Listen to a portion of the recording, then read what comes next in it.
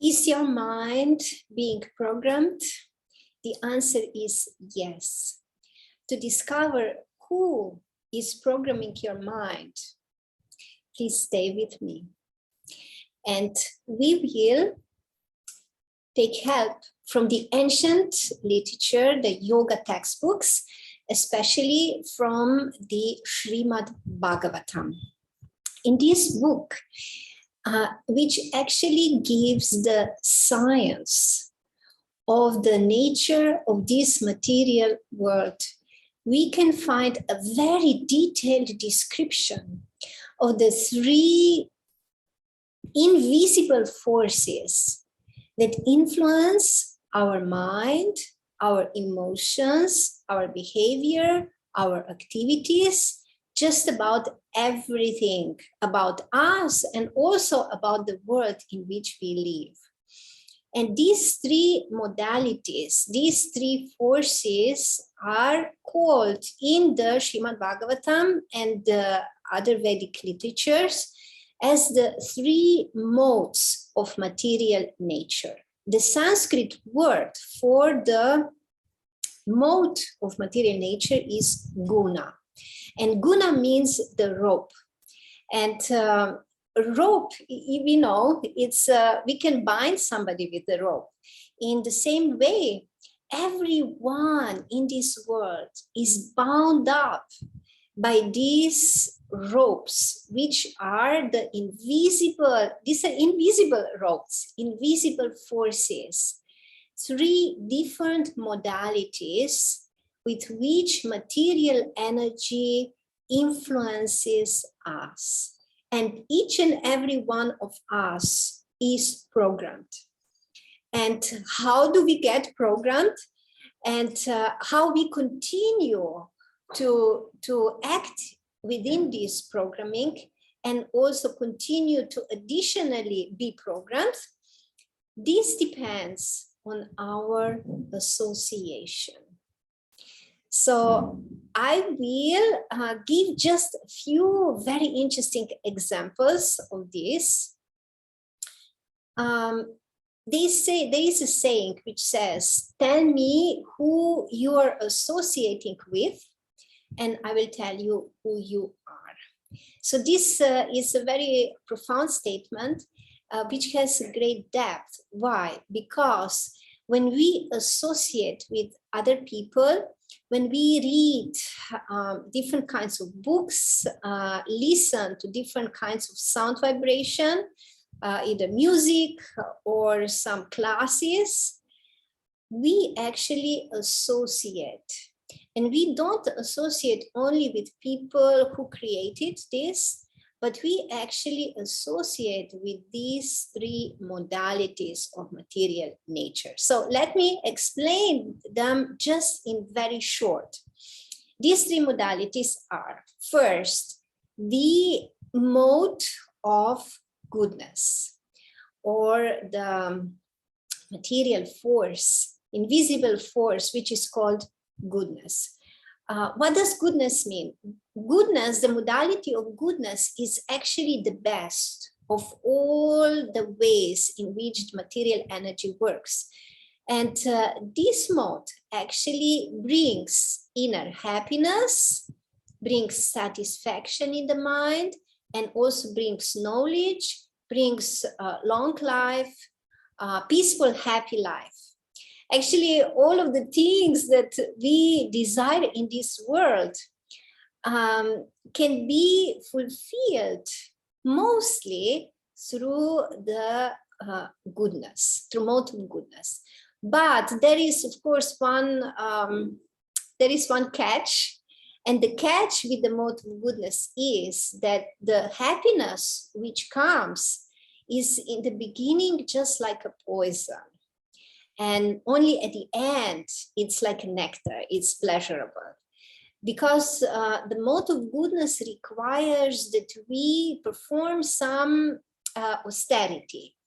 So that we do some, either we need to control our mind and the senses, we need to change our behavior in different ways.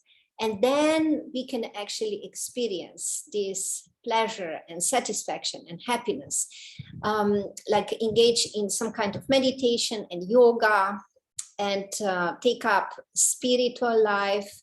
This is all required if we want to achieve the predominant influence of this mode of nature, or this invisible force of nature called gunas. But then the different mode in which most of us are naturally already programmed by is the mode of passion and the mode of ignorance. And you have been listening some tips, just little tips about these modes in my previous classes, like we discussed in one class, which was YouTube Live, about our intense emotions.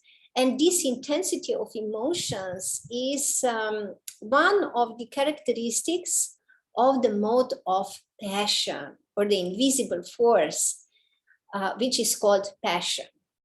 This passion actually causes a living being to be extremely active, like active on all levels. So the mind is very fast, the concentration is very poor, and the person can only fix his attention for a few seconds, and then the mind wants to move on, to go to something else, to look for pleasure somewhere else. And also the thoughts are very fast, and the person doesn't like just sit down, but has to move around and do things, different kinds of things, but also cannot be really steady in his life. And this great hankering and desire is there for achieving something in this world, some happiness of this world, like becoming famous, becoming very rich. Really, material success is the main goal in this mode. And a person who is really influenced by this mode is willing to put great effort and work long hours to achieve this desired goal, which he hopes will give him the pleasure and the happiness he desires.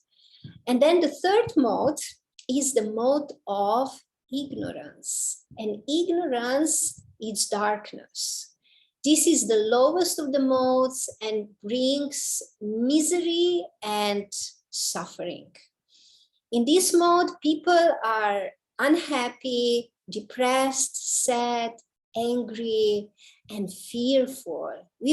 Yesterday, we had a class in which we described just this one aspect of the mode of ignorance: fear, anxiety, intense anxiety, and fear. So this is characteristics for the mode of ignorance, or the guna, which is called ignorance. It binds up. And how does it come? It actually influences our mind and thoughts and perception, and then brings the feelings and emotions and influences our behavior and our activity.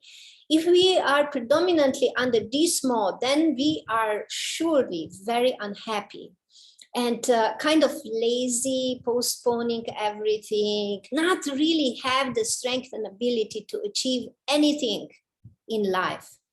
And just like wasting our time, wasting our life, maybe even taking drugs, any kind of intoxication. It's a predominant behavior under the influence of this mode. So I just gave you a very short description of each of these three modalities, which are called the three modes of material nature. In the book, which is called Bhagavad Gita, as it is, and which actually gives the science of this material world, and the science also about the soul and reincarnation and karma. Many extremely interesting topics are described there. In this book, you can actually see very detailed description of how these different modalities of material nature affect different things in our life. Like everything, like the day, every time of the day falls under the influence of particular mode, like darkness.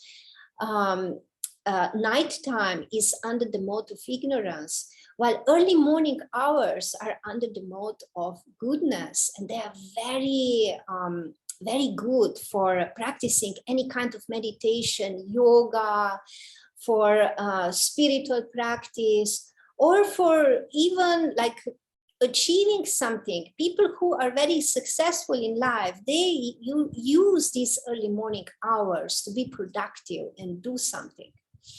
And the middle of the day, when everybody's just running around, working hard, it's the day time of the day where the mode of passion is predominant. And in the same way, there is also the food which we eat, which falls under the category of different modes, and the drinks that we drink. Then so many other things, practically anything that we see in this material world is affected by these modalities of material nature. And as we come in contact with these different things, these modes rub off on our consciousness, on our mind. And that's how we actually acquire more and more of a particular modality. It starts influencing us more and more. And to conclude this very short description, I would just like to give you a very important tip. If you want to improve your life, if you want to really start feeling internal satisfaction, internal happiness and peace, you need to cultivate the mode of goodness. This is very essential, very important. And please, if you're interested in this, write some comments, ask some questions. And if I see that there is the interest in this topic, I will create another video just about this, how to come to this mode of goodness. So thank you for watching.